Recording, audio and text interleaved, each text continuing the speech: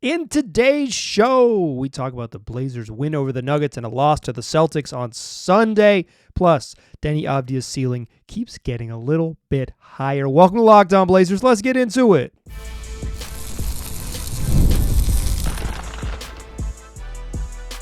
You are Locked On Trailblazers, your daily Portland Trailblazers podcast, part of the Locked On Podcast Network. Your team every day.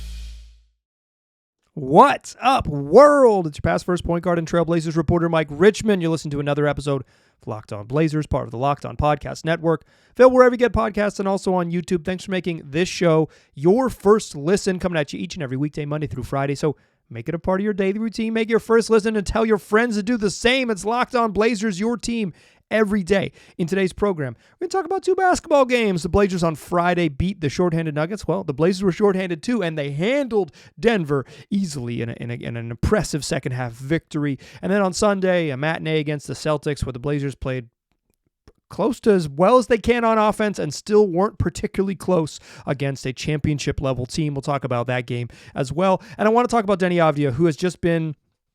He was so good against a shorthanded Denver team. He said, if you're not equipped to guard me, I'm going to make sure you know it.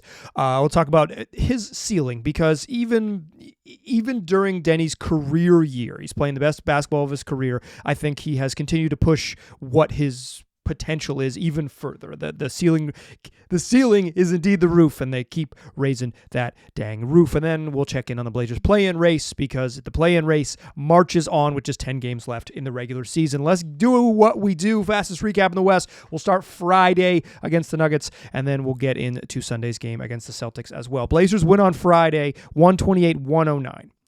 No Nikola Jokic. He's dealing with a couple things. He is officially out with a left ankle impingement, but he's also dealing with an elbow injury, and he missed basically a week of basketball and could miss more for Denver. They're trying to get him right. And with him, he's the best player in the world. With him, they're good and maybe could win the championship good if things break their way and he gets going. Without him, they're pretty bad. They're a pretty bad basketball team. But you have to win the games regardless, and the Blazers themselves on Friday were shorthanded because Jabari Walker had not returned to the lineup, but they were missing Anthony Simons, who was out with an illness, missing Donovan Clingan, who's out with an illness, basically just down to one center and Duop Reith, because Jabari Walker is even kind of like the Blazers' backup center as a third-string center / backup power forward. Portland is really shorthanded. They're starting the game with Scoot Henderson, Shaedon Sharpe, Toumani Camara, Deni Avdija, Chris Murray. Small lineup. Against the Nuggets, small lineup. Christian Brown, Michael Porter Jr., Aaron Gordon, Russell Westbrook. You may have heard of him, and Jamal Murray, who Murray had missed the Nuggets' previous game in L.A. He comes back. He did not look very good. In any case, tied at 30 after one. Nuggets have a lead at halftime, 59-54. Russell Westbrook's cooking a little bit. Aaron Gordon's cooking a little bit. And the Blazers just haven't been able to really slow even the shorthanded Nuggets. 60 points in the first half. That's a lot, right? That's a lot against this particular team. Portland dominates the second half. Absolutely dominated the second half. 74-50. They outscored Denver in the second half. They shot 60% from the floor. A dominant second half showing. Shaedon Sharpe hit a little floater with 8:18 left in the third quarter, and the Blazers never trailed again. The Nuggets would tie it twice down the stretch of the third quarter, but the Blazers never relinquished the lead despite two late ties.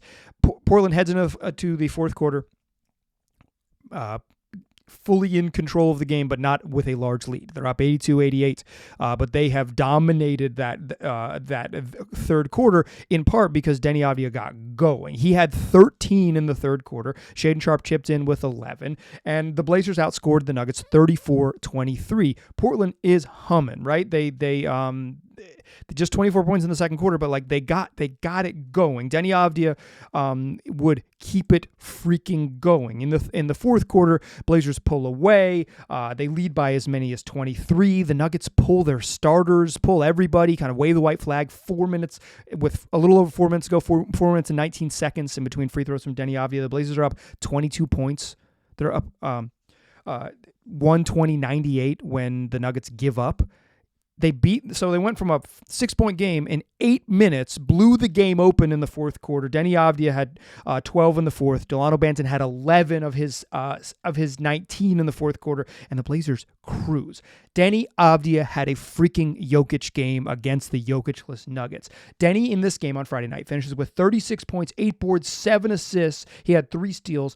12 of 16 from the floor, 4 of 6 from the free throw line, hit 8 of his 9 free throws, a hyper-efficient, dominant game where he needed to take on more playmaking duties and more scoring duties, and he gladly took control of it. Nuggets were shorthanded. Nuggets are not nearly as good as they, without Nikola Jokic, they're pretty much just a bad basketball team. Dominating teams that are not equipped to guard you is the sign of stars. That's it. Like you could say, like, oh, this isn't it's a good team. That's what stars do. They say, these dudes can't guard me. I'm going to show you.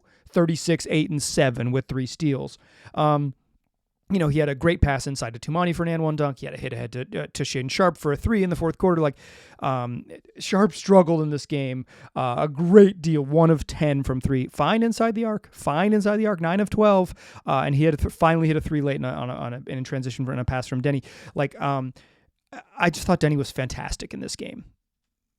Admittedly, a very small team without the rim protection to make what Denny's biggest strengths are, and just a downhill driver, to not offer much resistance there. Yeah, that's why he was 12 of 16 from the floor and had 36 points. Let's talk more about Deni in the second segment. That's your relatively slow recap. Slowest, mediumist recap in the West. Blazers win 128-109. Dominant, 74-50 in the second half. Blazers play the Celtics on Sunday afternoon, 3 p.m. tip-off. I'm loving an afternoon tip-off. They get some guys back. Anthony Simons back in the lineup. Donovan Clingan back in the lineup. And the Celtics are somewhat shorthanded. No Jaylen Brown, no Drew Holiday, no Kristaps Porzingis. The last time the Blazers played the Celtics, it was in Boston, and Jaylen Brown played, but Jason Tatum didn't. Neither did Drew Holiday, neither did Kristaps Porzingis. A very similar feel to the last meeting, just sub out Jaylen Brown, sub in Jason Tatum. For my money, Jason Tatum, a little bit better than Jaylen Brown. But Celtics are good. They're championship level good. They came into this game having won 9 of 10 and 4 in a row.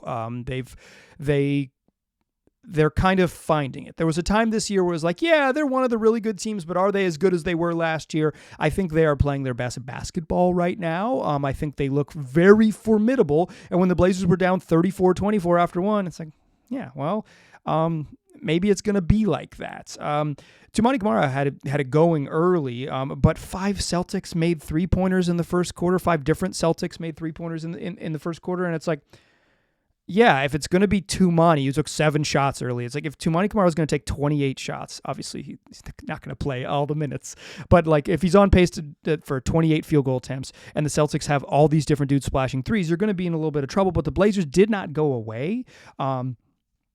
They hung around and actually used a 12-0 run to tie the game in the second quarter. And it's like, okay, maybe this is going to be like legitimately a pretty close game. But the Celtics closed really strong to close the half, and led 64-51 heading into the break. The thing was, the Blazers were pretty, like, Scoot Henderson did not make a shot in the first half. It's like Shea had a pretty stinky Friday night. Scoot had a pretty stinky Sunday afternoon. But like, you're not going to, the mark of a good team is you have to have enough depth to make up for just the variance of any random NBA game. But the Blazers offense kind of humming. 10 of 25 from 3 in the first half, and they're down 13. Celtics, of course, 13 of 28 from 3. They launched from 3, and they made a ton of them in this game. Sam Hauser had it going in that first half. Peyton Pritchard, who started this game, picked up 3 fouls in less than 5 minutes and had to go to the bench, but it didn't matter because freaking Baylor Shireman came in and looked totally competent. They got some okay minutes from J.D. Davison, and Sam Hauser made a bunch of threes, and the Celtics kind of do what they do. And then they almost blew the game open in that third quarter. Celtics led by as many as 18. Jason Tatum had 18 in the third quarter, and he was just a maestro. They were just letting him operate and get either switches and attack a mismatch and play make from there, or get to little mid-range jumpers where he felt like he was comfortable, or they would send 2 to the ball, and the Celtics love when you double team because they work off those double teams so well, and everyone on the team is ready and willing to shoot. But the Blazers, down 18, made a little charge to close the third quarter, found themselves only down 12 heading into the fourth. they never really threatened in the fourth quarter. Like Portland they never got to a point where it was like, you know what, if they do X, X, and X, they're going to have a chance. Like they never got it to, it wasn't like, okay, score, stop, and you're in the game. They never cut it to single digits in the fourth quarter, but they didn't get blown out. And they didn't get blown out because they played pretty darn well on offense. They lose 129-116. The fourth quarter was mostly just the Celtics making enough timely buckets to end the game. But Portland finishes the game making 19 threes. They were 19 of 47 from three. One of the last threes at the end of the game from Tumani. They were 19 of 46 over the first, 47 minutes and 58 seconds. But like, you make 19 threes. They shoot 40% from three. They didn't get crushed in turnovers. They had 12. The Celtics had 9. They were getting crushed in bench points because Scoot Henderson had a really quiet first half. But then he kind of found himself, made a couple threes, got to the free throw line. He finished with 9 points off the bench and didn't have an extremely quiet night. Matisse Thybulle had a good second half and finished with 12 points. I thought this was a promising game from Matisse, getting out and scoring and making some 3-pointers. You get 23 from Shaedon Sharpe, who I thought was good and made some threes after a struggle night on Friday. 19 from Tumani, 17 and 11 from Deni, 15 from Anfernee Simons, although I think he had a pretty rough game despite finishing with 15 points and 5 assists. But I thought they played pretty well. And they weren't ever within single, you make 19 threes and shoot 40% from three in a game that you never were within, 3 possessions in the fourth quarter. Sam Hauser had 24 and hit 8 threes. Jason Tatum scores 30. They got 13 off the bench from Luke Cornett, who kind of hurt the Blazers a little bit with offensive rebounding. But again, it wasn't a crazy difference in offensive rebounds. 11-11. The Celtics just had more second chance points, in part because they kick out for threes. There's a couple, you could say, there's some defensive possessions where it's they early in the third quarter, lost Sam Hauser in the corner. There was possession in the first half where they gave up an open corner 3 and an offensive rebound that led to an open corner 3 and another offensive rebound and a third open corner 3 on the same possession that J.D. Davison hit. And it's there were some moments when I think the defense wasn't very good, but for the most part, I think they just they fell victim to a team that's really good and plays very strong to their identity. And you kind of see if the Blazers had if they were a little more shooting, maybe they can shoot themselves in this game. But 19 of 47 3-point attempts, they got up a bunch of threes. They made a bunch of threes. You score 116. It's relatively competitive, and the Celtics had a pretty easy 129. I don't think the Blazers should feel dejected or frustrated, and I don't get the sense from talking to folks after the game that anyone did feel dejected or frustrated, but a loss is a loss, and they're chasing a postseason berth, and you do not get the win for this one. We are not at a stage for where they're counting moral victories, but I don't think this was a frustrating loss. I want to talk a little about Deni Avdija. If this game's been flipped and this was, he had the performance he had Friday, we would have led with Deni. But because he followed up with a mere 17, 11, and 4, well off his post-All-Star break averages, quite frankly, pretty similar. Maybe makes 2 more buckets because he didn't shoot very well, 6 of 16 against the Celtics. Let's talk about it. Let's talk about Deni. Let's talk about his ceiling and kind of where he is. It's higher than maybe I once thought it was. Deni he's just good. Let's talk all about him in the second segment. First, though, let's talk Monarch money. Do you ever look at your bank account and think where did all my money go? Where hath it gone? Between dining out, online shopping, entertainment, it's easy to lose track, and that's where Monarch Money comes in. It's your personal CFO giving you full visibility and control over your finances. Monarch Money isn't just a budgeting app. It is a budgeting app, but it's so much more. It's a complete financial command center. You can track all your accounts, investments, and spending in one place. So you stop just managing your money and you start building your wealth. So you can say you can track by expense category, find out exactly where the bulk of your purchases are going. And instead of having to juggle multiple things, you can look at all of your accounts, credit cards, checking account, mortgage, what have you, 401k, etc., all in one spot on Monarch Money. And so then you can set your goals and stay on the same page with those goals and help manage your money without all stress. Take control of your finances with Monarch Money. Use the code LOCKEDONNBA at monarchmoney.com for 50% off your first year. That's monarchmoney.com, and the code is LOCKEDONNBA. Today's show is also brought to you by the good folks over at FanDuel. It is March Madness. You know the deal. They're playing tournament games. The men are playing tournament games. The women are playing tournament games. You're getting college basketball pretty much every day of the week. And right now, new customers can get $200 in bonus bets when your first $5 bet wins both NCAA tournaments long. That's $200 and 200 extra bucks on everything from buzzer beaters to Cinderella stories and even who's cutting down the nets. So whether you're eyeing one of the heavy favorites or you're appreciating a certain underdog with big pockets from Provo, Utah, FanDuel makes it easy to back them with spreads, totals, game props, whatever it might be. You can follow games all tournament long. You can live bet games. You can make your pick each weekend you can update your championship selections, and the app is simple to use. And when you win, you can get your money quickly. So visit FanDuel.com and get in on the college hoops action all tournament long. All right. Let's talk Deni. Dude's hooping. He's hooping. Since the All-Star break, Deni Avdija has played in 14 games. He's averaging 21.1 points, 9 boards, 4.9 assists, shooting 51% from the field, 45% from 3 on 5 attempts a game, and 79% of the free throw line. Basically 21, 9, and 5 on 50, 40, 80 shooting splits. He's hooping.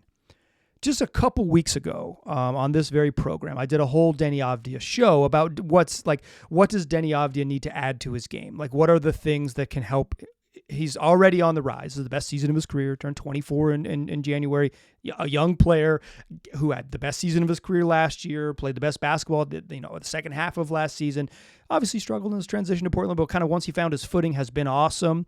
Obviously 14 games is a intentionally selective sample. I think also it is classic in these situations to be like, well, Deni sucked for the first month, so let's just subtract the first month. Let's call it the first 10 games, take those off the ledger, and then count the numbers from there. You can slice it however you like. You could slice all of the games he's played and say, okay, what's Deni done for all the games? Or however you want to measure it. I just think over the last post All-Star break, he's just been on another level.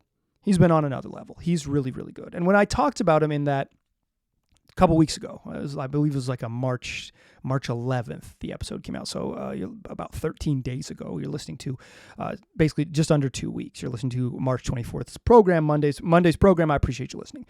In that show, though, I kind of talks about how, Deni has mentioned that, part of his game is adding an in-between game, some mid-range jump shots, maybe improving his handle a little bit, and so he can he has a little more creativity in the half court, and cutting down on his turnovers, because I think some of his playmaking, he's a good passer, but some of his playmaking is somewhat muted because he can get too deep into the paint and kind of make some wild passes. And I think all those things are true. But then he's had this stretch post All-Star break, and it's like, shoot, if he just plays at this level, what does he really need to add? What are we talking about here? I want to add a caveat, and then I want to backtrack. Caveat the caveat. He's not going to shoot 45% from 3 for his season. He's not. That's not what Deni is. For his career, he's a 33-ish% three-point shooter. But again, he's improved each year in the league. And his last season in Washington, last year, he shot 37% from 3. This year, he's a little bit under that, but his volume is up. And you would expect with a little more volume, you'd shoot a little bit worse just because it doesn't always scale perfectly. But I'm willing to wager that the first little stretch of the season when he just couldn't make anything is less like Deni than this stretch where he's making freaking everything. Coming into this game against the Celtics on Sunday, he had 9 games. He had played over the course of 9 games. He was averaging north of 25 on 50% shooting from 3. He's been on a heater, right? I don't think he's a 45% three-point shooter.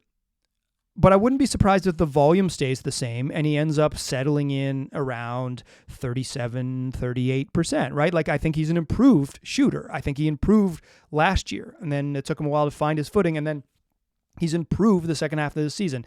14 games isn't a tiny sample size, but I'm just it is enough, like the 3-point volume is small enough such that you can say, yeah, he's had a couple games where he's shot he's burned the freaking nets down. And like, I don't think anyone thinks Deni's going to be, I mean, maybe some of y'all do, but I don't think any rational person says like, he's definitely going to shoot 45% forever. This is who he is.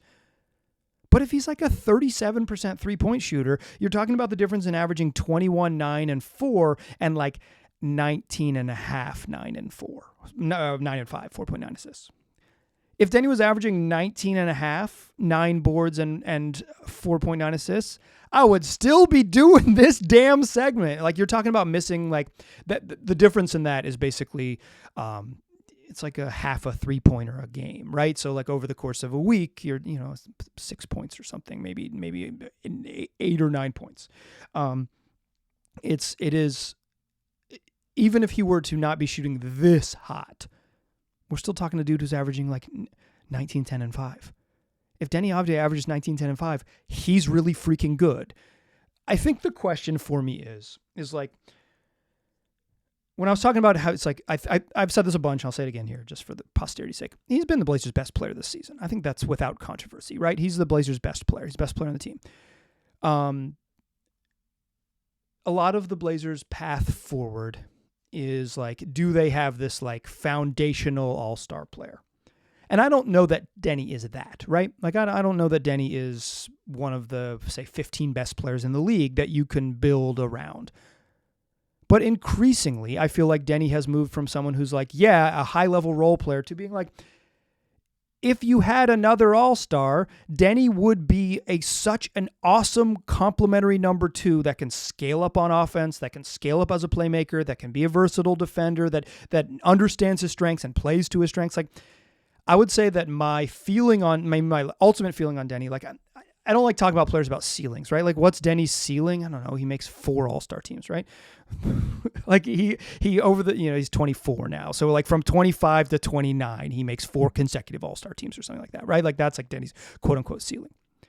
But players don't hit their ceiling. It's like 90, talking about players and what is their 95% outcomes is just not how my brain works. I'm more of a median type of guy. And my feeling now is that like Deni has shown the playmaking and the shooting, and particularly shooting off the dribble. When teams go under, he is getting good shots on screens. If they don't pressure him, and they don't really want to pressure him, because if you chase him over to the top of the screen, he's so good at getting downhill that he's a little bit scary. They want to gap him. They would rather like go under and recover. But if he shoots 38% from 3, or if 45, like he has been for 14 games, like it does change the calculation, right? Like, it does change how you have to guard him. And because he's such a good driver, it really, really, really changes what he can be. I don't want to stamp him as, if post All-Star break Deni is blah, blah, blah, blah, he's an All-Star. But I will say this. If post All-Star break Deni is Deni, he's an All-Star. Because he is. This is a dude who averages 21, 9, and 5 on a team that wins more than half their games, which is who the Blazers have been. That's an all-star player.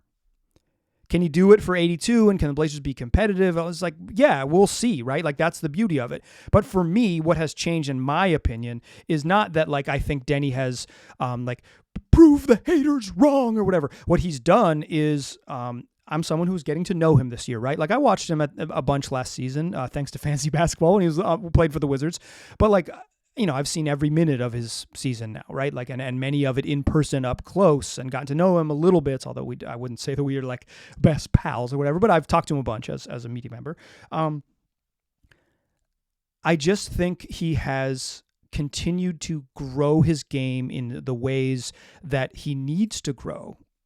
Shooting, on-ball creation, playmaking, like in the way that's like star stuff. Shooting off the dribble and making plays for others, and attacking and getting your offense off the bounce, like, and doing star stuff in ways that feels like scalable, right? He showed it a little bit at the end of last season. He showed it more now, and particularly in the games when they've missed Anthony Simons, like and when they haven't had other primary creators, and when he gets more on his plate, he shows he's so capable with more on his plate.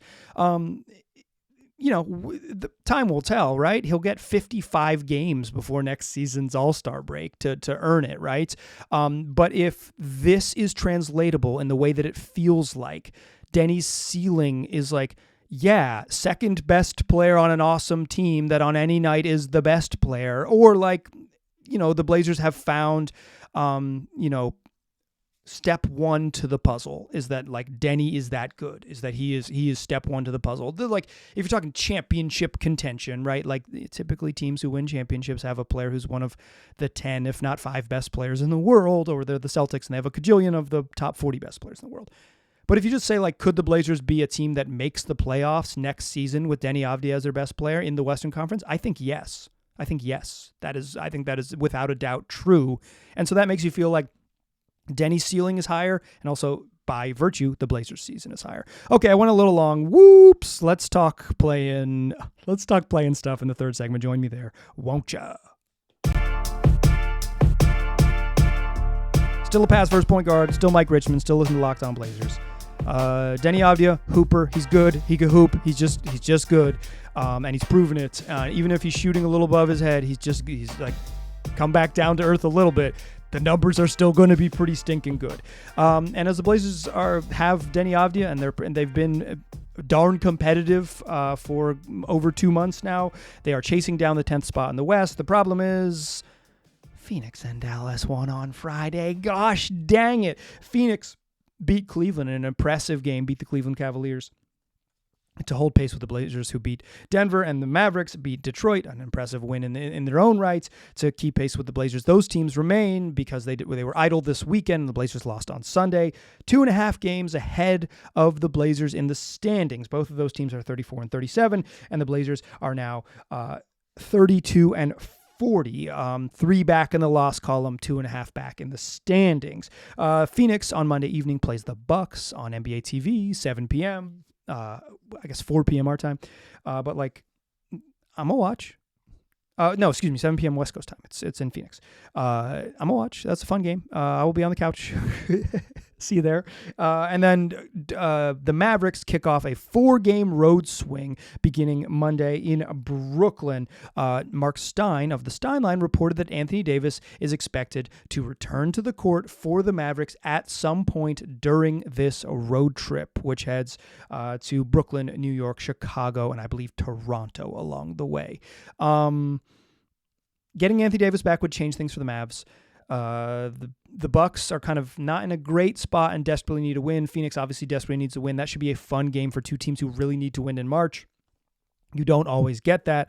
And quietly, here come the Spurs. We left them for dead.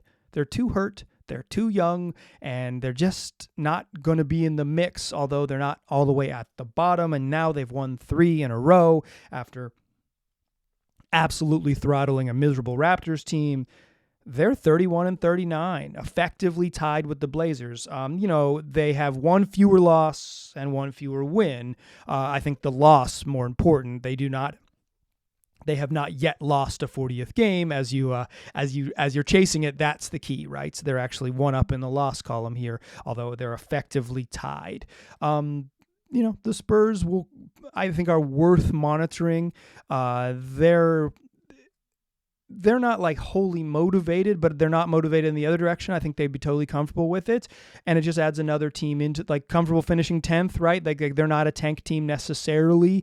Like they're not going to pull the plug. The plug's already been pulled on them. They're missing their best players. They're just going to play out the string and see what happens and like let Stephon Castle win Rookie of the Year. It is what it is, but adding San Antonio to the mix, just another team that the Blazers will have to contend with. And they'll have to contend with as they finish up a challenging homestand against the Cleveland Cavaliers on Wednesday. Cleveland actually had lost 4 in a row after losing to Phoenix, but they came back and bounced back and kind of handled a bad Jazz team in Utah. And Cleveland will continue the road trip on Sunday. The Cleveland beat the Jazz, and they will continue their road trip Tuesday evening against the Blazers in Portland. I will be in the building for that one. So, come back and hang out. But before that, we got to do another podcast is what we do 5 days a week, wherever you get podcasts. We'll continue to track the Blazers on their quest, right? They are making a real push. And I think Sunday's game against Boston was like, it showed that they are, they're not championship level good, right? Because the Celtics just kind of like got the lead and didn't give it up, and the Blazers couldn't get enough meaningful stops, even though their offense was totally fine in the fourth quarter. The Blazers scored 39 in the third. The Celtics scored 38. That's like the offense was humming for most of that second half for the Blazers. But they didn't get a win. Even if it was a good game against Celtics, they didn't get the win. And so now they found themselves with another test. It's like you just want them to play well and continue to take steps in the right direction. But if their stated goal is to finish in 10th, you don't get brownie points for playing pretty well against the Celtics. You won't get brownie points for playing pretty well against the Cavs. I can appreciate it. You, dear listener, can appreciate it as well. But they want to play postseason basketball, and to do that, they got to win because they're tracking down the Suns and tracking down the Mavs, who might get a really good player back in the lineup and suddenly contending with the Spurs as well. That's going to do it for today's program. Come back for more. 5 days a week, wherever you get podcasts, also on YouTube. I appreciate you listening. I'll talk to you soon.